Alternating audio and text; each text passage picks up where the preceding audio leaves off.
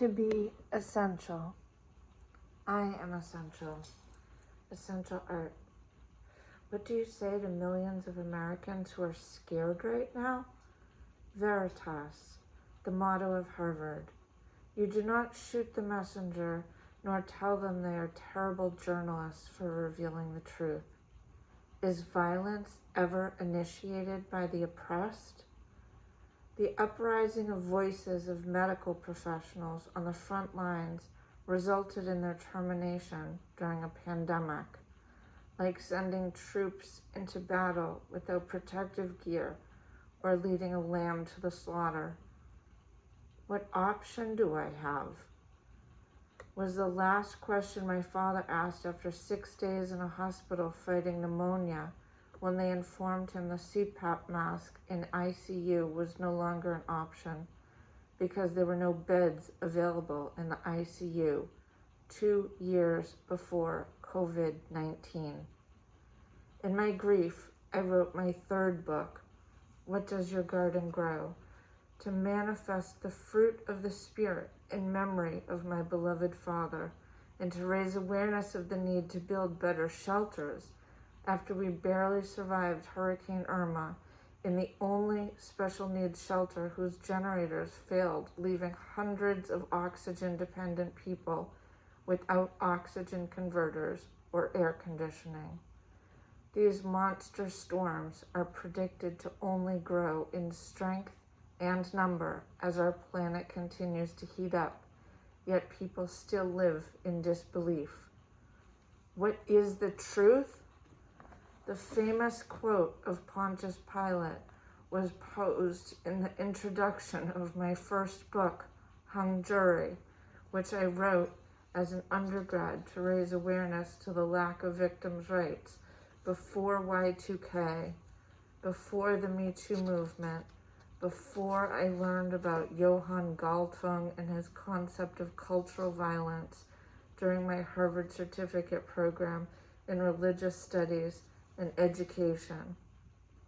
Can you hear me now? For over 20 years, I've been a victims' rights advocate, learning 1 in 3 women will be victims of violence in her lifetime.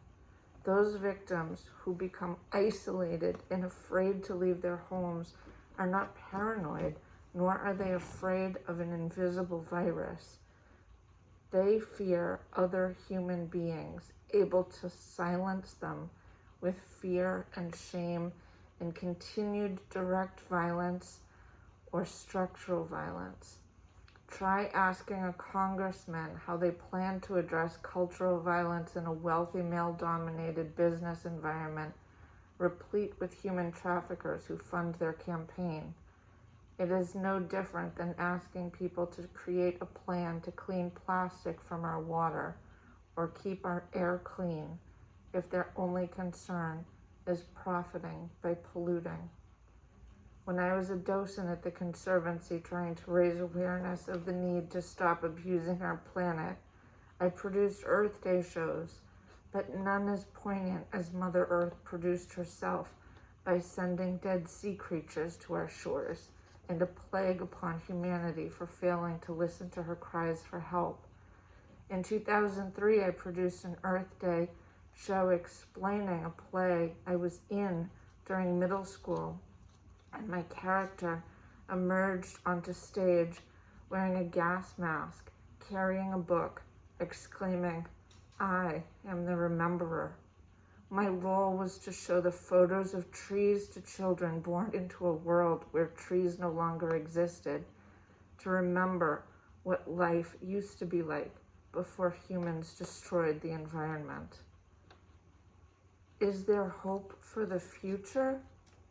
As I wrote in my own book, Hung Jury, the hope of one person is enough to save the world. And I realize there are millions of rememberers already known as teachers. If you do not think your lone voice is significant enough to evoke change, remember as of today, 182 countries are under attack from a microscopic virus. Not guns nor military tanks, and no amount of money in your bank account or toilet paper in your closet will save you. grace of God to live another day, and a better education to live each day better than yesterday are the only things that will save us to be essential. I am essential.